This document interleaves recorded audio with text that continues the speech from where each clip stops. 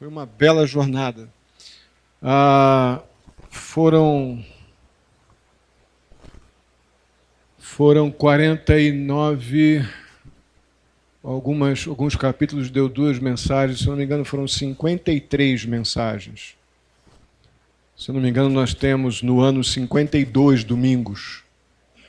Então nós estamos caminhando no livro de Gênesis há um pouco mais de um ano. Graças a Deus. Eu acho que nós estamos bem mais íntimos de Abraão, Isaac e Jacó, não é? Noé e os seus. Foi uma caminhada, eu aprendi muito, espero que vocês também tenham podido crescer e aprendendo com o livro de Gênesis. Mas hoje nós temos o desafio aqui do capítulo 50. E é realmente um desafio, porque vamos ver mais adiante que vemos contrastes muito fortes aqui. Contrastes gerais que veremos mais adiante do capítulo 50 de Gênesis com todo o livro. Mas estamos lidando com o fim de uma era. Daqui em diante, de Êxodo em diante, começa uma nova jornada para o povo de Israel, onde José já morto e pelo menos 200 anos passados entre Gênesis 50 e Êxodo capítulo 1,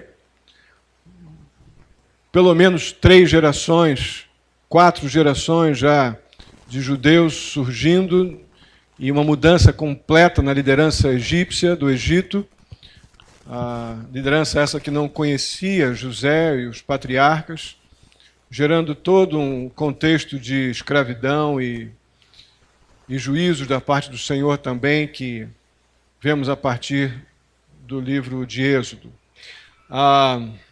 Mas agora, olhando ainda para essa trajetória final de Jacó e José no capítulo 50, a gente tem que pensar em algumas verdades bem firmadas que aparecem bem claramente aqui no capítulo 50.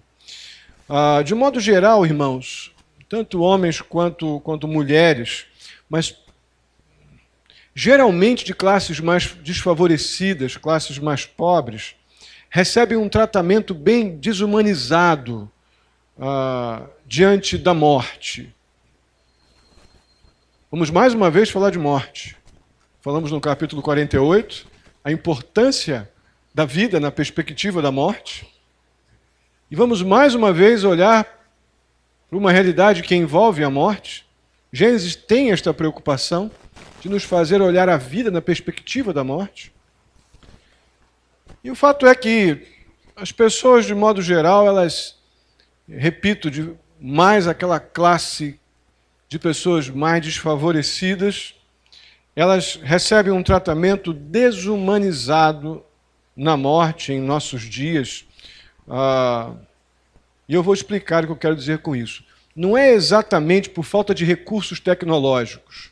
Mesmo aí os hospitais públicos, com as más administrações que fazem pessoas esperarem nos corredores, em cadeiras, em macas, no chão, enfim.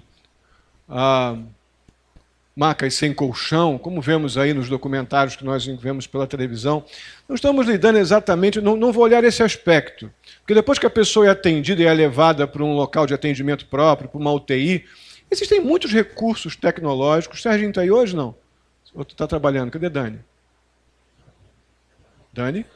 Está lá embaixo? Está aqui? Serginho está trabalhando, né?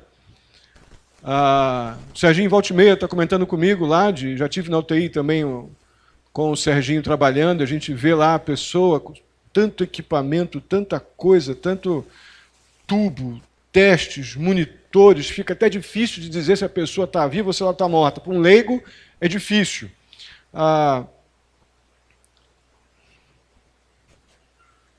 Mas o fato é que, pela falta de compreensão do que a morte representa, as pessoas acabam lidando muito mal com a morte porque não interpretam a vida da maneira que deveria ser interpretada, ou biblicamente da maneira que ela deveria ser interpretada. O fato é que nosso querido Jacó, ele morreu na cama em casa. Minha avó, querida Dona Eunice, ela, mulher de oração, ela teve essa oportunidade, esse privilégio foi dormir direitinho, tal, deitou, no dia seguinte ela já estava, quando a minha tia foi lá no quarto para... Estranhou que ela não levantou, que ela já levantava fazendo um cafezinho dela, tal, foi lá no quarto dela, e ela estava já nos braços de Jesus, já ela foi dormindo, na mesma posição que ela deitou, ela ficou e já foi estar com Cristo. Jacó teve uma oportunidade dessa muito preciosa. Acho que Jacó teve com mais privilégio ainda. Jacó morreu em casa e cercado pelos seus filhos. E aqui, quando eu digo seus filhos, digo incluindo José, o filho que ele julgava ter perdido. Enquanto a maioria de nós prefere, acredito, né, possam preferir morrer como Jacó, eu, por exemplo, gostaria muito. Esse negócio de botar o pessoal para ir para o hospital, para ver, já avisei, quando eu morrer, já está rapidinho, já que fazer, enterra logo, porque já não tem mais o que fazer. Porque o que eu tenho que fazer vivo. Né? A questão é que a maioria de nós ela até deseja alguma coisa assim do tipo, como Jacó, mas muitos não têm escolha. Alguns tratamentos mais especializados requerem uma internação, e da internação já vai para todos os recursos tecnológicos disponíveis para manutenção da vida. Eu acho isso está dentro de uma normalidade, é claro. Em outros casos, a morte inesperada ela pode levar a pessoa sem qualquer aviso ou qualquer chance de dar um até logo, dizer um adeus para ninguém. O fato é que, embora as circunstâncias em que a morte venha ou vem para nós, estando ou não dentro do nosso controle, onde vamos estar, o que podemos fazer, a nossa atitude para com a morte é algo que nós podemos sim, na maioria das vezes, ter um certo controle sobre ela, mas na vida. Em vida. Desprezamos esse tempo, banalizamos irresponsavelmente a nossa responsabilidade para com a vida, como se a morte não fosse acontecer. Isso é uma irresponsabilidade diante da bênção da vida. E nenhum capítulo do Antigo Testamento tem mais a falar sobre a questão da morte do que, sem dúvida alguma, o capítulo 50 de Gênesis. O capítulo bom para falar sobre a realidade da vida na perspectiva da morte. Começamos a ver isso no capítulo 48 e agora complementaremos essa ideia. Nós já vimos que uma das mudanças mais radicais no pensamento de Jacó, lá nos seus 147 anos, veio na iminência da sua morte. Ele começou a olhar sua vida na perspectiva, ele teve pouco proveito, tirou pouco proveito dessa mudança de visão da sua própria vida, porque ele só foi acordar para a providência soberana de Deus sobre a sua vida desde sempre, lá no alto dos seus 147 anos. Mas, sem dúvida alguma, este homem nos dá um exemplo de uma mudança radical de pensamento diante da morte. E quando a gente vê os detalhes da morte de Jacó, que vemos aqui no capítulo 49, um pouquinho antes aí do capítulo 50, nos versos 29 a 33, essa riqueza de detalhes, a gente percebe como a morte teve outros contornos para um homem que olhava para a morte de forma murmurenta, né, de uma forma que fazia com que as pessoas ao seu redor acreditassem um desprazer muito grande que ele tinha na vida, ao desejar a morte durante vários episódios que vimos aí durante a jornada que tivemos com Jacó, desde o capítulo 27, se eu não me engano.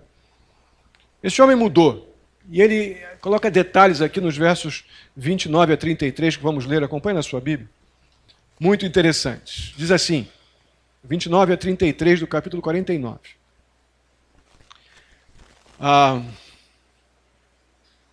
A seguir, Jacó deu-lhes estas instruções. Nós já oramos? Ainda não, né? Vamos orar já. A seguir, Jacó deu-lhes estas instruções. Estou para ser reunido aos meus antepassados. Sepultem-me junto aos meus pais na caverna do campo de Efron, o Hitita, na caverna do campo de Macpela, ou Macpelá, perto de Manrê, em Canaã. Campo que Abraão comprou de Efron o Hitita, como propriedade para a sepultura. Ali foram sepultados Abraão e Sara, sua mulher, e Isaque e Rebeca, sua mulher. Ali também sepultei Lia. Tanto o campo como a caverna que nele está foram comprados dos hititas. Ao acabar de dar essas instruções a seus filhos, Jacó deitou-se, expirou e foi reunido aos seus antepassados. Mesmo assentados, vamos fechar nossos olhos e vamos orar. Pai amado, muitíssimo obrigado por esta jornada tão prazerosa em Gênesis. Muito obrigado a Deus por aqueles que se dedicaram, ó Pai, a refletir sobre todos os princípios bíblicos, ó Deus, tão relevantes, tão importantes para a nossa vida cristã, que nós vimos lá desde o capítulo 2 de Gênesis. E peço ao Senhor agora, em nome de Jesus, que o Senhor nos conduza à Tua vontade, mais uma vez, agora no último capítulo de Gênesis. Nos ajuda, ó Deus, a retirar daqui os princípios que precisam afetar a nossa vida. Precisam ser mais do que informação intelectual, precisam ser verdades que vêm da Tua parte, para mudar a nossa história, mudar a nossa visão em relação a Deus, o nosso relacionamento contigo, enquanto estamos vivos. Porque se cremos em Jesus, ó Deus, a morte é algo que começa uma etapa muito especial em nossas vidas, mas algo que nós não precisamos mais nos preocupar com o pecado, porque o pecado já estará vencido.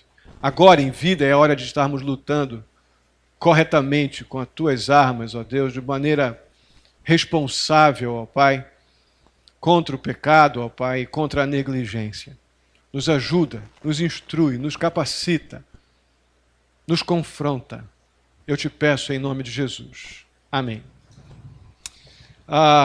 Finalmente agora nosso querido Jacó está reunido com Abraão e Isaque, conforme Deus determinou. E esse momento aqui eu procurei visualizar, como eu gosto de fazer nos meus estudos. Gosto muito de dar uma viajada, literalmente.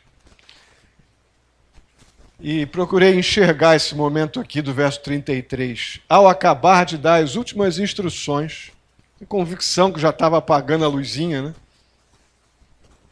Ao acabar de dar as últimas instruções a seus filhos, Jacó deitou-se e expirou. Apagou, né? Morreu. E foi reunido aos seus antepassados. Obviamente, a morte ela causa uma separação física. A morte física é uma consequência do pecado. Isso da mesma forma como a espiritual. Mas a morte física causa uma separação relacional. E nos traz dor, e a dor é a consequência do pecado.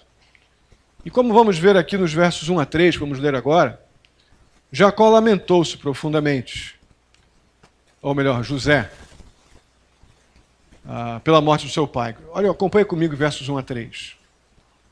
José atirou-se sobre seu pai, chorou sobre ele e o beijou. Em seguida deu ordens aos médicos que estavam ao seu serviço, que embalsamassem seu pai, e eles o embalsamaram. Levaram 40 dias completos, pois esse era o tempo para o embalsamamento. E os egípcios choraram sua morte 70 dias. Irmãos, embalsamamento era uma preparação habitual egípcia para todo um cerimonial de sepultamento e conservação do corpo pós-morte por causa da religiosidade egípcia. Você pode pensar, mas José, pastor, José era um homem temente a Deus. Pois é, mas tinha uma longa viagem para ser feita do Egito, de Gósen, até Canaã. Era uma viagem longa, aquele corpo ia apodrecer. Então a preparação do corpo para essa viagem foi mais uma providência de Deus para que Jacó pudesse ser enterrado em Macpelá. Porque senão o caminho seria terrível, com urubus no deserto, ali beliscando ali o corpo. Até isso, irmãos.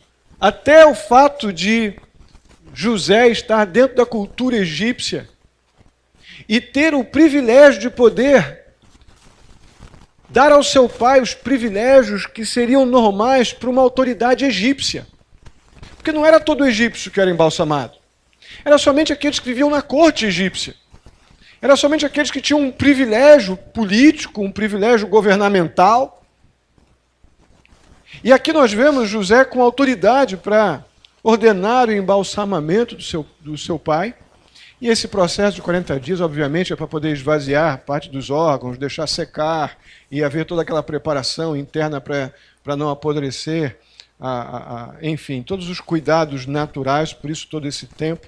Mas eu acho muito significativo o fato de nós enxergarmos aqui, no pouco tempo que Jacó esteve ali com os egípcios, mas muito por influência do excelente testemunho de José, como um hebreu temente a Deus, dentro da cultura egípcia, um relacionamento com o povo de maneira tal que havia por parte dos egípcios um respeito muito grande, amor mesmo, simpatia pelo luto de José. Isso levou a um período de 70 dias até finalmente o enterro lá nas cavernas de Manré, que foi comprada por Abraão, onde foi o cemitério de Macpelá. Abraão comprou um cemitério, isso é muito interessante. Teria muita coisa para a gente falar a respeito disso, mas vai ficar para outra oportunidade. Só que havia alguns detalhes ainda a refletir sobre esse contexto todo da morte, esse deslocamento. Havia algumas coisas a acontecer e uma delas era um pedido de autorização para que José pudesse deixar o Egito, levando então o corpo de seu pai para Macpelá. Isso precisava ser levado até o faraó. Vamos ver dos versos 4 ao 14, acompanha comigo na sua Bíblia. Passados os dias de luto, José disse à corte do faraó: só posso contar com a bondade de vocês. Falem com o faraó em meu favor. Digam-lhe que meu pai fez-me prestar-lhe o seguinte juramento: estou à beira da morte. Sepulte-me no túmulo que preparei para mim na terra de Canaã. Agora, pois, peçam-lhe que me permita partir e sepultar meu pai, logo depois voltarei. Respondeu o faraó: vai e faça o sepultamento de seu pai como este o fez jurar. Então José partiu para sepultar seu pai, com ele foram todos os conselheiros do faraó, as autoridades da corte, todas as autoridades do Egito, e além deles todos os da família de José, os seus irmãos e todos os da casa de seu pai. Somente as crianças, as ovelhas e os bois foram deixados em Gósen. Carruagem e cavaleiros também o acompanharam. A comitiva era imensa. Chegando à eira de Atade, perto do Jordão, lamentaram-se em alta voz com grande amargura, e ali José guardou 7 dias de pranto pela morte de seu pai. Quando os cananeus que lá habitavam viram que aquele pranto na eira de Atade, disseram: os egípcios estão celebrando uma cerimônia de luto solene, pois por essa razão aquele lugar próximo ao Jordão foi chamado de Abel-Misraim. Assim fizeram os filhos de Jacó o que este lhe havia ordenado. Levaram-no à terra de Canaã e o sepultaram na caverna do campo de Macpelá, perto de Manré, que com o campo Abraão tinha comprado de Efron o hitita para que lhe servisse de propriedade para a sepultura. Depois de sepultar seu pai, José voltou ao Egito com os seus irmãos e com todos os demais que o tinham acompanhado. Então, essa era o grande desafio do momento, e é interessante ver o respeito que José tem pelo faraó, apesar da grande autoridade que ele tem.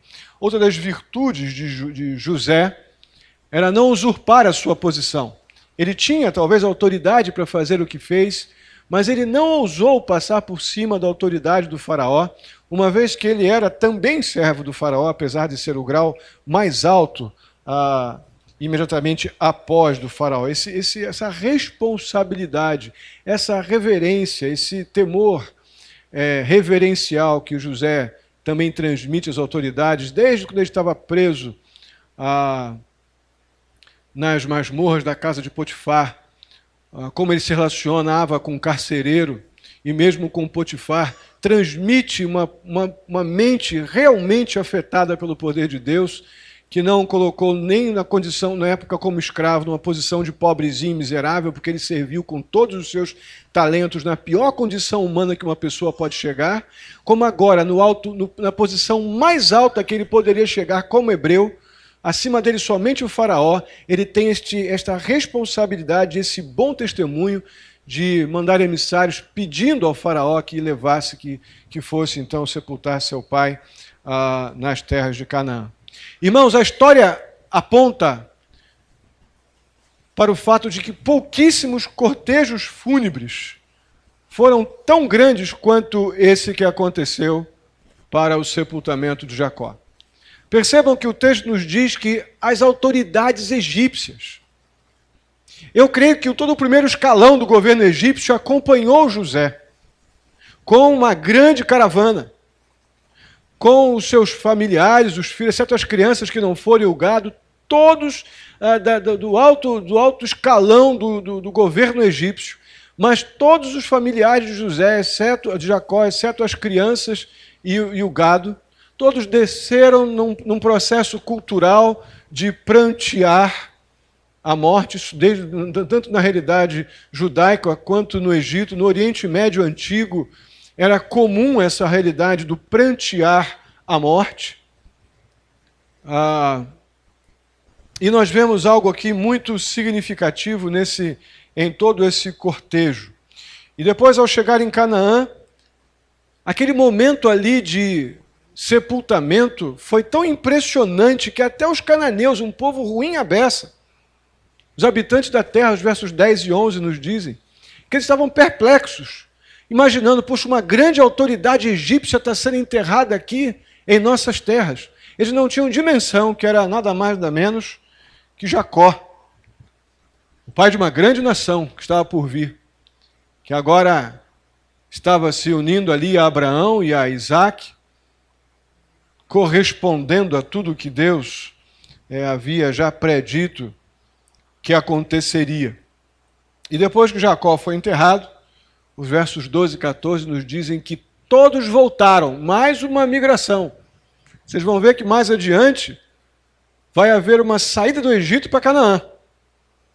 Quando os egípcios, então, por toda aquela situação com Moisés, estarão libertando o povo judeu para voltar para Canaã. Mas agora percebam que tem uma família enorme de hebreus e judeus, no caso ali, nas terras do Egito, melhor, nas terras de Canaã, que estão voltando. Eles foram voluntariamente do Egito para Canaã, e de Canaã para o Egito, mas mais à frente, haverá aquele grande êxodo, um êxodo que estará dando, então, a ocupação definitiva daquelas terras ao povo judeu, mas aos hebreus, mas não agora.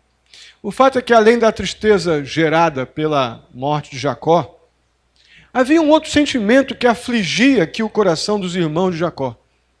Os irmãos de José, perdão. Eles estavam com medo e com culpa. Alguém lê para mim, por favor, fique de pé, e leia dos versos 15 ao 21. Leia bem alto. Se o microfone puder correr lá, alguém já esperto. Vamos lá, quem vai ler já fique de pé. Dos versos 15 ao 21. Alguém? Ok. 15 a 21. Vendo os irmãos de José que seu pai havia morrido, disseram: e se José tiver rancor contra nós e resolver retribuir todo o mal que lhes causamos? Então mandaram um recado a José, dizendo: antes de morrer, teu pai nos ordenou que disséssemos o seguinte: peço-lhe que perdoe os erros e pecados de seus irmãos, que o trataram com tanta maldade. Agora, pois, perdoa o pecado dos seus servos do Deus do teu pai. Quando recebeu o recado, José chorou. Depois disso, vieram seus irmãos, prostraram-se diante dele e disseram: aqui estamos, somos teus escravos. José, porém, lhe disse: não tenham medo, estaria eu no lugar de Deus? Vocês planejaram o mal contra mim, mas Deus o tornou em bem, para que hoje fosse preservada a vida de muitos. Por isso, não tenham medo, eu sustentarei vocês e seus filhos. e assim os tranquilizou e lhes falou amavelmente. Muito obrigado, Salão. Os irmãos de José, por incrível que pareça, ainda não estavam convencidos do perdão de José. Apesar já de 17 anos de cuidados de José para com a sua família e depois de tê-los recebido no palácio do faraó, eles ainda carregavam um medo, uma culpa. Enquanto seu pai estava vivo, eles acreditavam que José não faria nada. Agora, com Jacó morrendo, começou a vir aquela angústia que os fez então enviar essa mensagem que vemos dos versos 16 a 18 a José, e provavelmente essa mensagem ela foi enviada através de Benjamim. Lembra de Benjamim? Menino mais novo? Provavelmente Benjamim foi aqui o emissário aqui dessa, ou o porta-voz, melhor dizendo, dessa mensagem, desse apelo, né? Por favor, tenha misericórdia de nós e tal.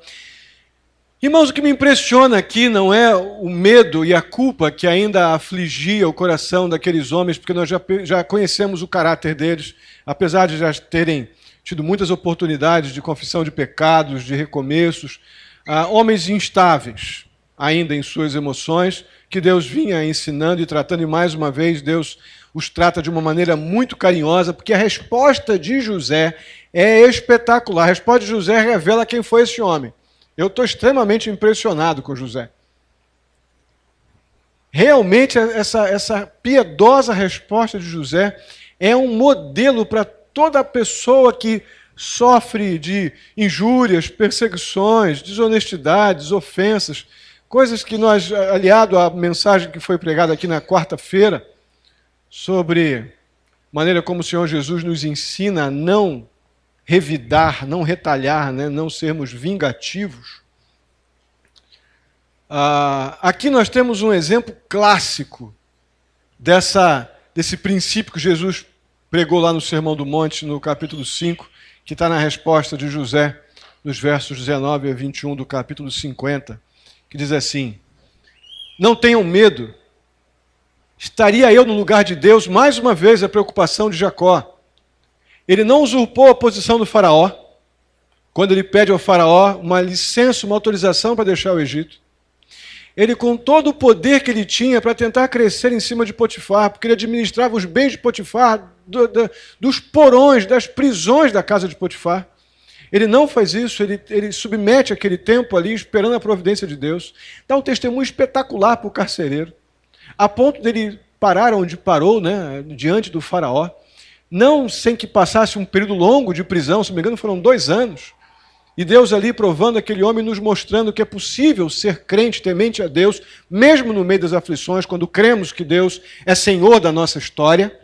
José é um exemplo clássico disso. E ele aqui mais uma vez diz para os seus irmãos: eu estou no lugar de Deus, rapaz. Vocês não entenderam ainda. Vocês planejaram o mal contra mim, mas Deus o tornou em bem. Isso não foi instantâneo. Esse homem passou por aquele poço lá no deserto que seus próprios irmãos o jogaram. Ele foi vendido como mercadoria. Sofreu de abandono, de injúrias pela mulher do Potifar, as injúrias que aquela mulher fez.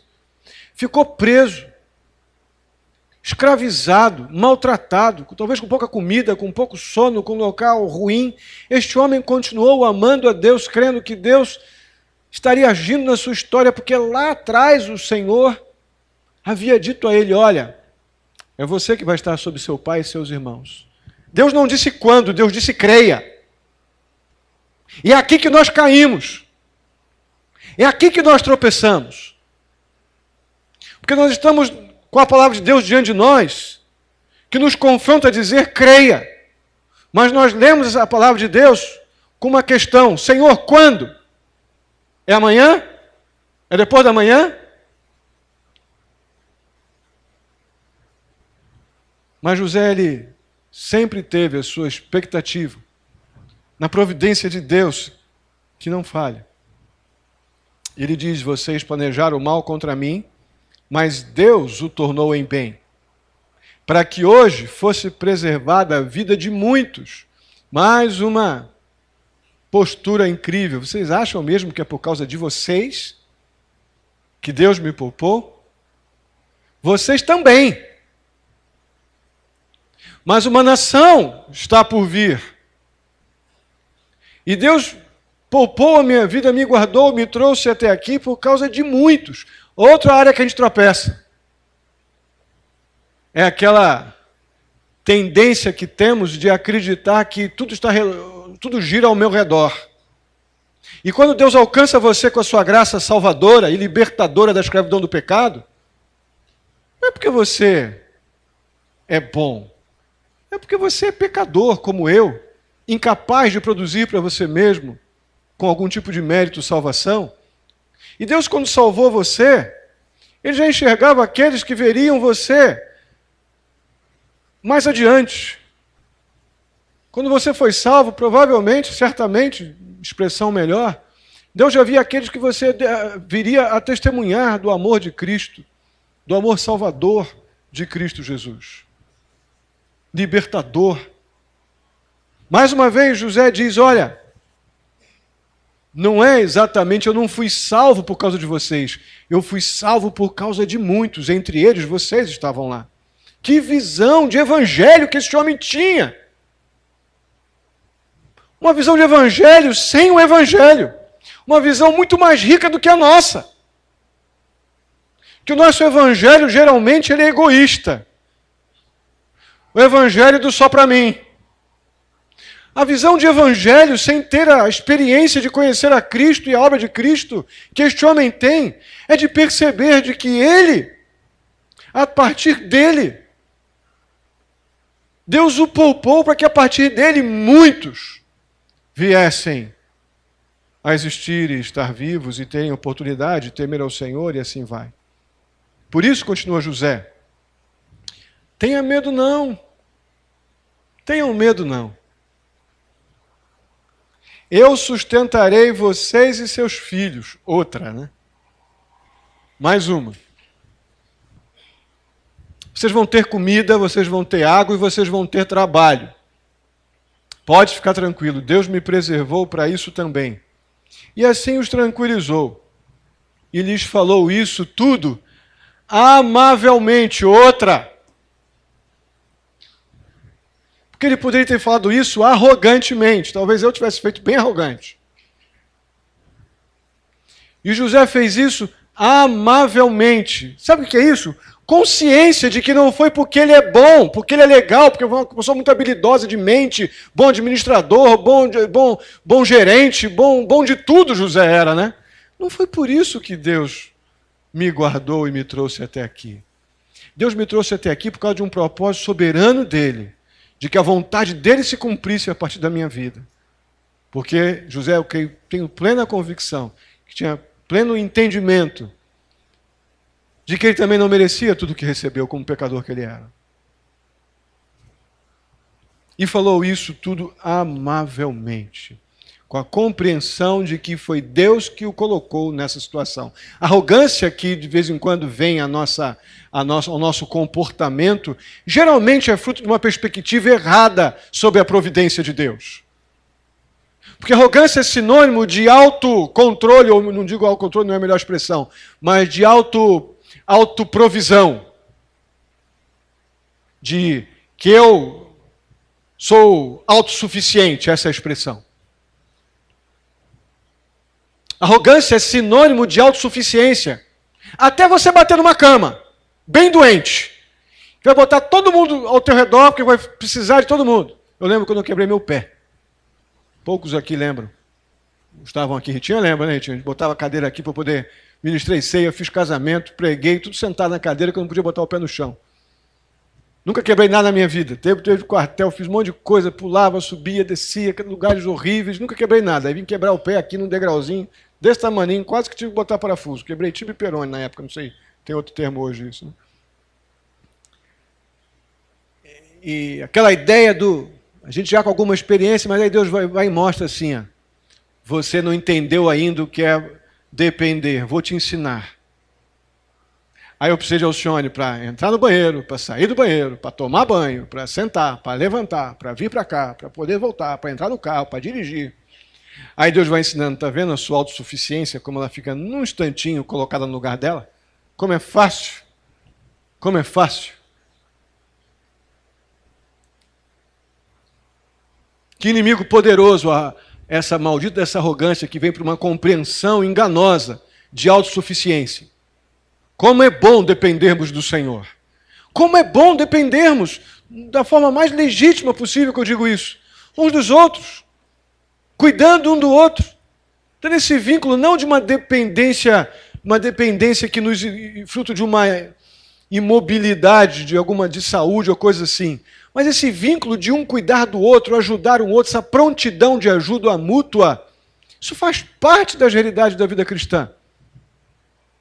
Isso nos coloca em nosso lugar. Eu creio que José transmitiu tudo isso nessa espetacular declaração que ele faz em resposta ao pânico dos seus irmãos. E finalmente vem os versos 22 a 26. Dizem assim: José permaneceu no Egito com toda a família de seu pai, viveu 110 anos, e viu a terceira geração dos filhos de Efraim. Além disso, recebeu como seus os filhos de Maquir, filho de Manassés. Antes de morrer, José disse a seus irmãos: estou à beira da morte, mas Deus certamente virá em auxílio de vocês e os tirará desta terra, levando-os para a terra que prometeu com juramento a Abraão, Isaque e Jacó. E José fez que os filhos de Israel lhe prestassem um juramento, dizendo-lhes: quando Deus intervier em favor de vocês, levem os meus ossos daqui. Morreu José com idade de 110 anos, e depois de embalsamado, foi colocado num sarcófago no Egito, e mais adiante, nós vemos aqui, logo no começo de Êxodo, não me engano, 1 Crônicas vai citar também que ele é levado para Macpelá, onde esteve ali, então, conforme seu desejo, com Abraão, Isaque e Jacó.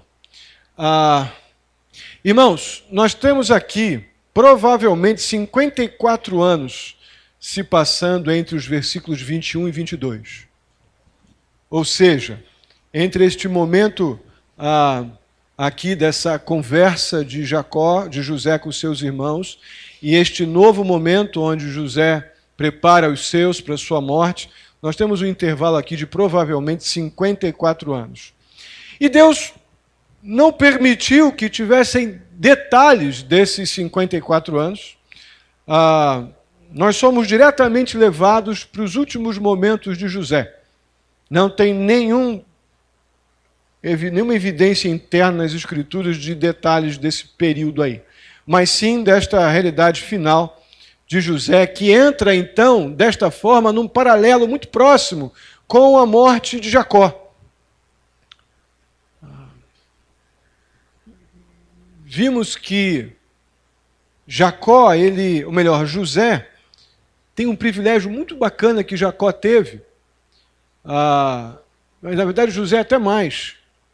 Com menos tempo de vida, teve um privilégio maior ainda, de poder ter à sua volta ali seus bisnetos. O capítulo 23 nos diz isso. Há uma expressão que vemos aqui que provavelmente Jacó os tinha em sua perna. Lembra que José os tinha em sua perna, em seus joelhos. Lembra que quando chegam Efraim e Manassés, nós temos uma ideia de que Jacó, mesmo ele já sendo homens de 18 ou 20 anos, os coloca sentado em seus joelhos. Provavelmente uma expressão muito semelhante aqui, que agora José coloca sobre suas pernas seus bisnetos. É algo assim muito especial para um homem que foi jogado na cova para morrer, não é? E tido como morto durante tantos anos. E Deus faz tudo o que fez de uma forma tão espetacular. Ele, nos seus 110 anos, teve tempo de ver as suas gerações, aí, seus bisnetos. Isso é um privilégio muito grande. A questão é que ele, sabendo que o seu dia estava se aproximando, mais uma vez uma relação muito forte com Jacó, com a morte de Jacó, ele faz com que seus irmãos jurem que ele também seria enterrado lá em Canaã. E ambos criam aqui, tanto Jacó como José, eles criam plenamente que as bênçãos de Israel no futuro se realizariam na terra da promessa. Então isso já aponta para lá para o êxodo que vai acontecer com Moisés e todos os hebreus retornando finalmente, ocupando definitivamente Canaã.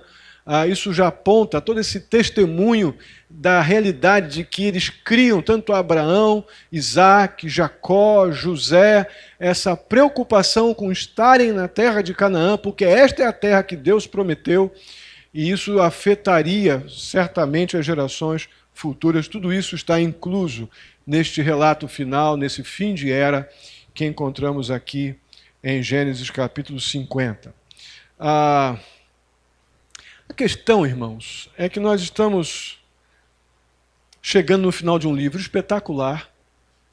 Espetacular. Eu não tinha tido uma visão ainda tão completa de Gênesis até então. Graças a Deus por essa oportunidade de poder transmitir isso para os irmãos e crescer também. Mas nós estamos diante de um livro incrível. Porém, 2 funerais não me parece a maneira melhor de terminar um livro tão espetacular. E é o que vemos aqui. Gênesis começa com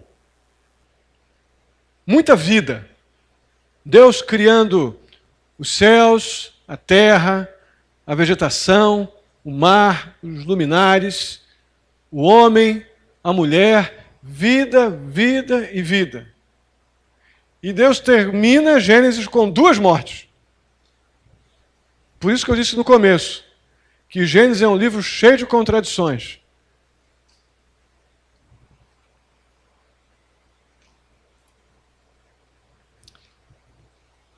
É uma conclusão sombria para um livro desse porte, mas depende muito da perspectiva como a gente enxerga isso. Por quê? Gênesis 50 não é o fim da história. É o fim de uma era. Gênesis 50 é o final do livro de Gênesis. Mas essa história continua com uma riqueza incrível,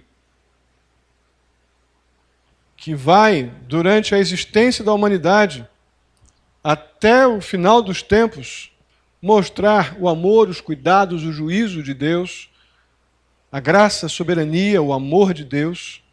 Moisés ainda tem 4 livros para escrever, dentro da realidade do Pentateuco, e mais 61 outros que Deus vai nos dar, como temos em nossa Bíblia, total de 66. Então, muita coisa tem para acontecer ainda. E olha que nós temos esse final de Gênesis com 2 caixões, um em Canaã e outro no Egito. Depois do Egito vai para Canaã também. Mas nos capítulos finais de Apocalipse, a gente vê que a palavra de Deus nos leva de novo para o jardim. Nos leva de novo para o paraíso, aquele lá que Deus criou em Gênesis 1. Olha o que diz aí em Gênesis 22, 1 a 5. Então o anjo me mostrou o rio da água viva, que claro como cristal fluía do trono de Deus e do Cordeiro, no meio da rua principal da cidade. De cada lado do rio estava a árvore da vida, que frutificava 12 vezes por ano, uma por mês. As folhas da árvore da vida servem para a cura das nações. Já não haverá maldição nenhuma. O trono de Deus e do Cordeiro estará na cidade, e os seus servos o servirão. Eles verão a sua face, o seu nome estará em suas testas. Não haverá mais noite. Eles não precisarão de luz de candeia, nem da luz do sol, pois o Senhor Deus os iluminará. E eles reinarão para todo sempre. Amém? Então, na verdade, a palavra de Deus, ela começa com o paraíso e acaba com o paraíso. E Gênesis acaba aquela era com 2 mortes. Mas a palavra de Deus começa com vida e acaba com muita vida. Muita vida. Irmãos, isso é tão bacana, conhecer Deus pela maneira como Ele se revelou a nós nas Escrituras, é algo muito significativo. Como a gente relaciona essas verdades espirituais com a vida. Por isso que nós devemos lembrar que a morte para quem crê em Jesus Cristo como Senhor e Salvador, não é o fim.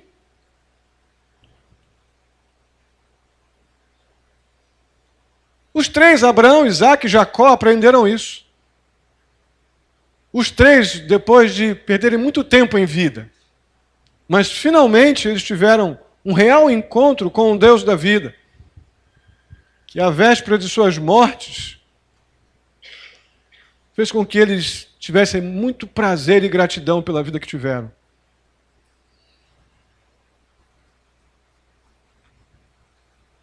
A morte, para quem tem esperança em Cristo, irmãos, é, sem dúvida alguma, o começo de uma eternidade gloriosa e irreversível.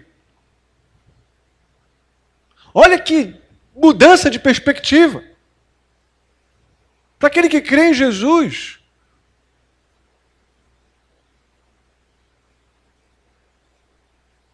são coisas eternas que estão por vir, com um caráter glorioso e irreversível. E aqui alguma pessoa pode, ouvindo isso, que eu estou dizendo de forma não tão bem intencionada ou puxando sardinha para as suas convicções doutrinárias, pode pensar, então, pastor, você está falando aqui de reencarnação? De uma outra vida? Para começar de novo? De forma alguma. Não se está falando aqui de um purgatório terreno, como a proposta da reencarnação ensina. De forma alguma, até porque na carta aos Hebreus nós lemos o quê? Hebreus 9, 27. Vamos juntos.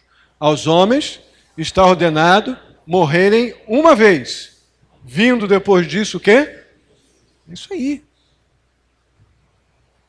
Mas sem dúvida alguma aqui nós estamos falando de eternidade com Deus.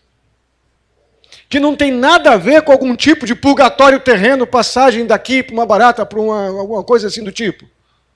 Vou ficar vivo aqui, num ser vivo aqui, outro ali, purgando alguma coisa.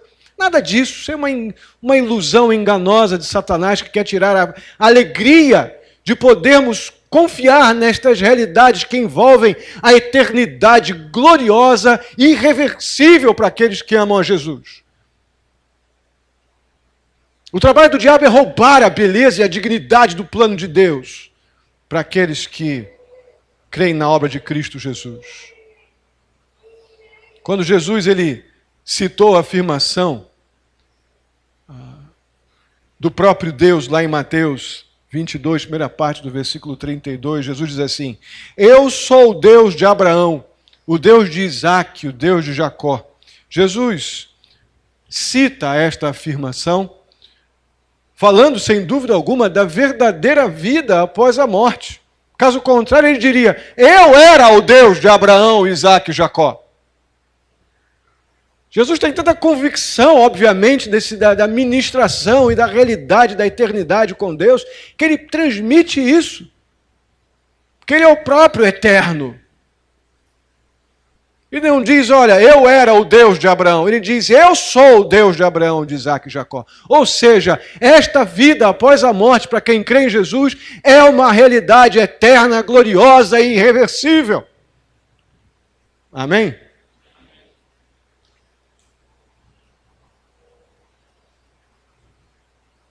O fato é que a forma como nós lidamos com a morte faz toda a diferença na vida.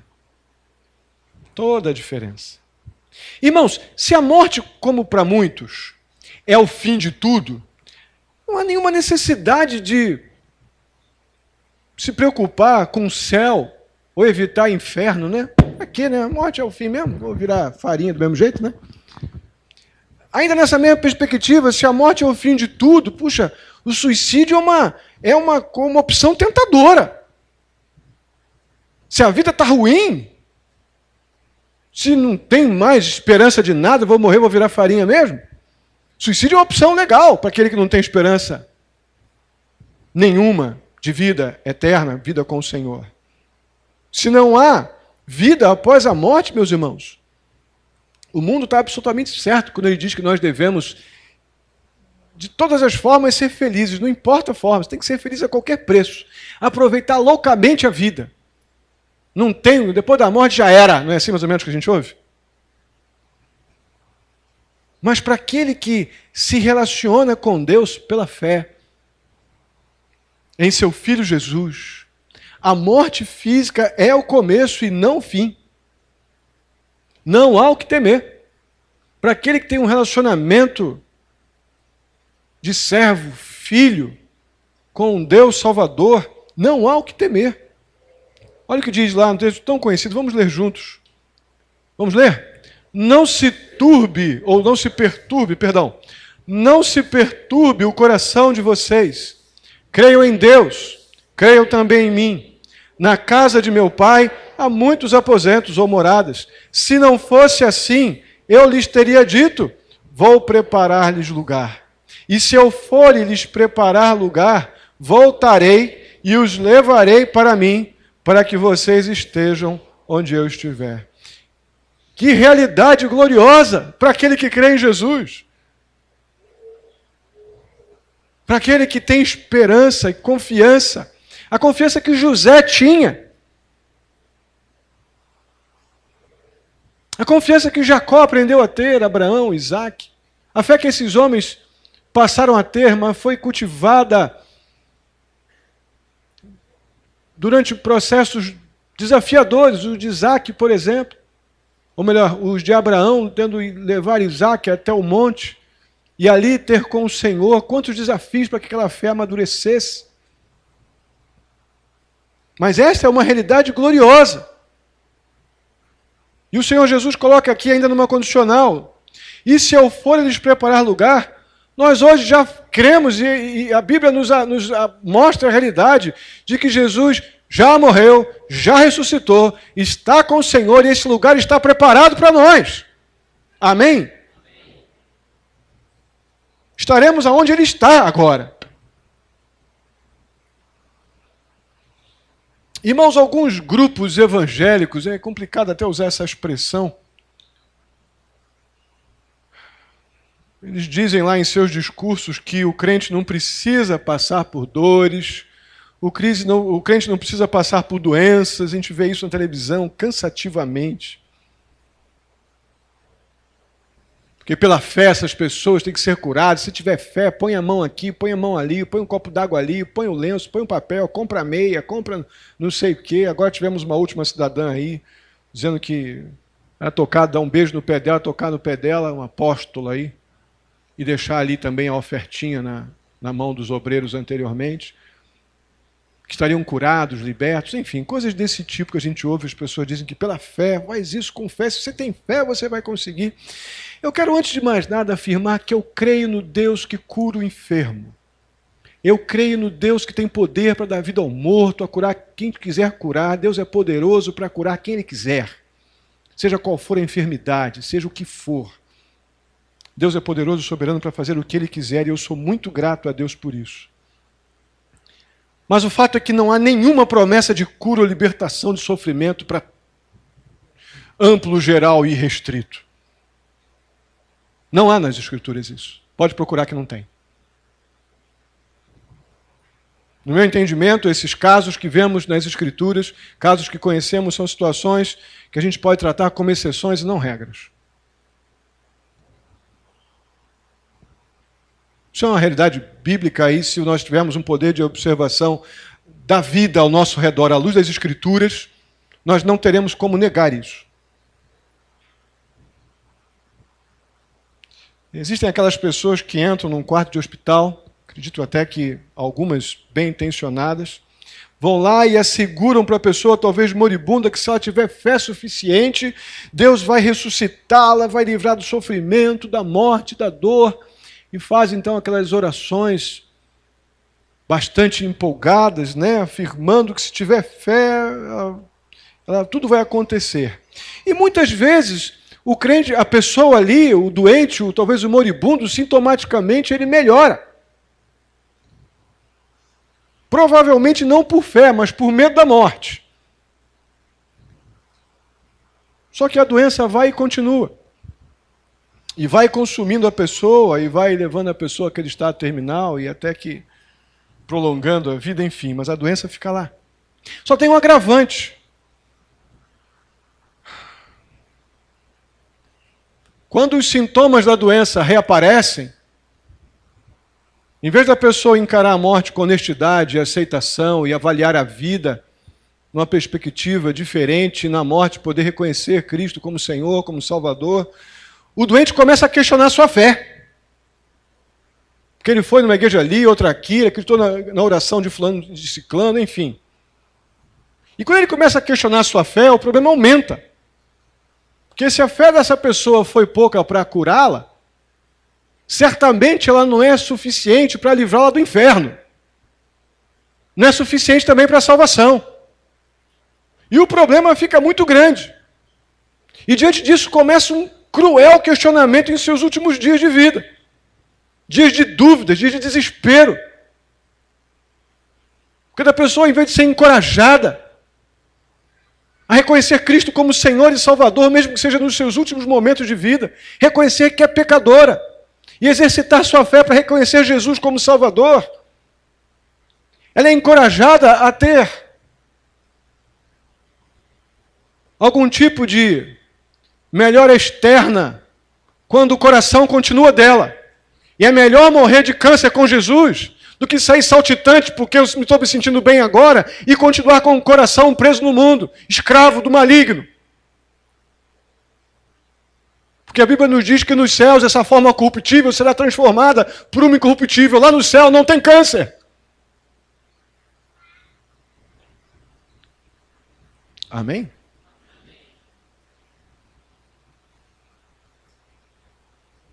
Irmãos, é possível que você esteja meio desconfortável com esse tema.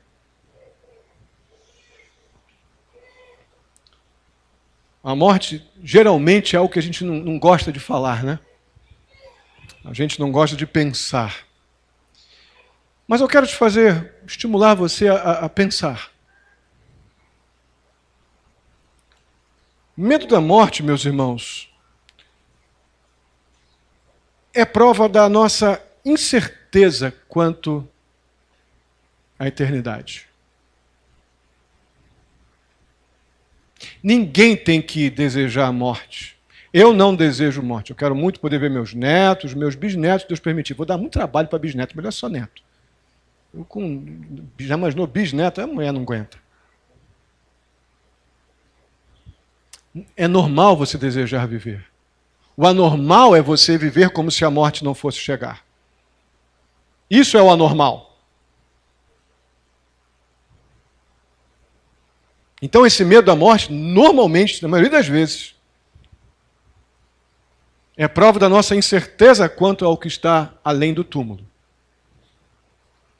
Esse medo, meus irmãos, ele só pode ser superado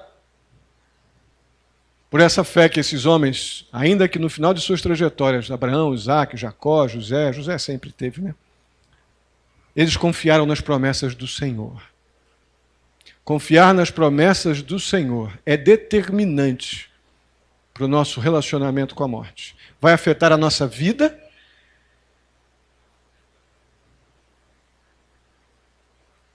e vai nos dar segurança em relação à morte. E nós ainda temos uma grande vantagem sobre Abraão, Isaac e Jacó. Nós já contemplamos o que Cristo fez por nós na cruz. Nós já contemplamos a obra salvadora de Deus por pecadores, como o sacrifício de Deus pelo nosso pecado. Nós já contemplamos isso. Nós já temos a palavra de Deus que nos conduz à realidade gloriosa de que Jesus Cristo morreu na cruz por nossos pecados, Ele ressuscitou vencendo a morte e nos dando a segurança de estarmos com Ele no céu. João 11, versos 25 e 26, vamos ler juntos. Disse-lhe Jesus: Eu sou a ressurreição e a vida. Aquele que crê em mim, ainda que morra, viverá. E quem vive e crê em mim, não morrerá eternamente. Aí vem a pergunta séria: você crê nisso? Amém. Mas é isso aqui que nos faz não querer pensar na morte. É você dizer que crê para mim aqui a gente dizer com certa facilidade que crê, mas entrar em pânico quando as realidades da morte nos cercam. Irmãos, nós temos que nos preparar na vida para a morte, crendo na eternidade que está reservada para aqueles que amam a Cristo Jesus. Caso contrário, vamos viver atormentados como aqueles que ficam livres dos sintomas, não por fé, mas por medo. Temos que reverter isso com uma postura consciente de compreensão e fé sólida nas promessas do Senhor Jesus. Eu hoje entendo bem melhor o porquê que o apóstolo Paulo disse lá em Filipenses capítulo 1, versos 1, 21, nós conhecemos bem. Viver é Cristo e o morrer é lucro. Agora, depois dessa reflexão nossa aqui de poucos minutos, a gente percebe que Paulo compreendia isso. Paulo não está pedindo para morrer. O Paulo está dizendo, eu creio que o céu é um lugar muito melhor do que qualquer coisa que eu possa experimentar nessa vida. Então, se eu estou vivendo, eu vou viver para Cristo e por Cristo. E quando eu morrer, porque isso vai acontecer, eu estou no lucro, porque eu vivi com Cristo enquanto estava vivo.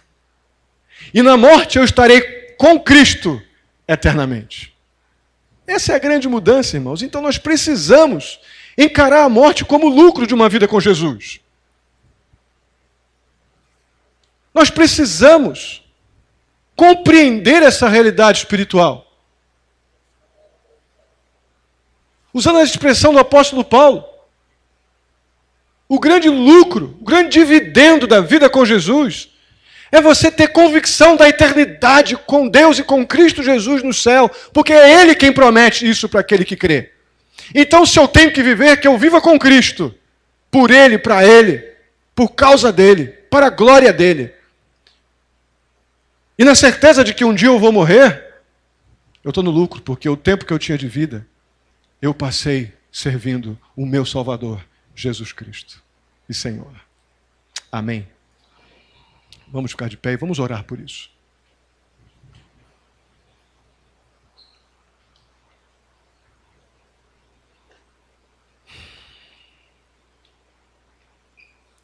Meu Deus, meu Pai, muitíssimo obrigado, ó Pai querido, por podermos olhar para esses homens, ó Pai, como Abraão, Isaac e Jacó, e ver que foram homens que podíamos chamá-los, como algumas vezes o fizemos, de improváveis.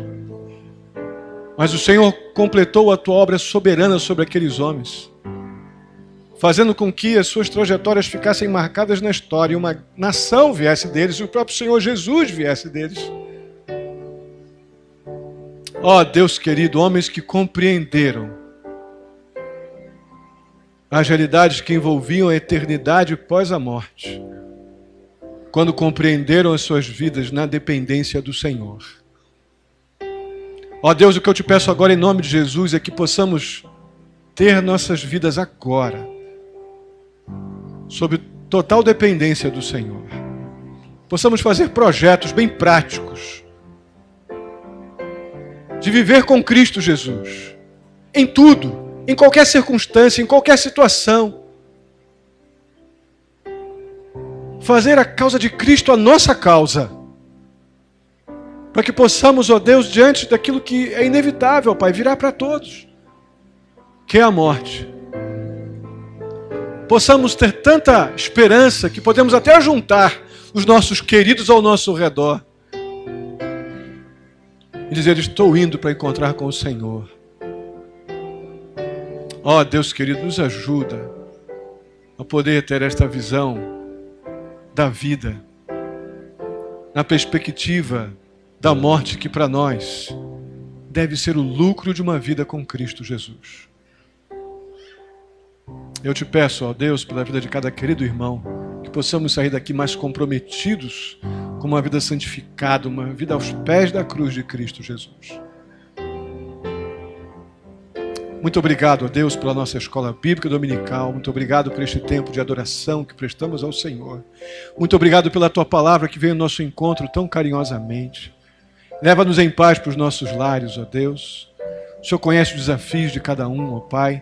Eu peço que o Senhor esteja suprindo de acordo com a Tua soberana e santa vontade.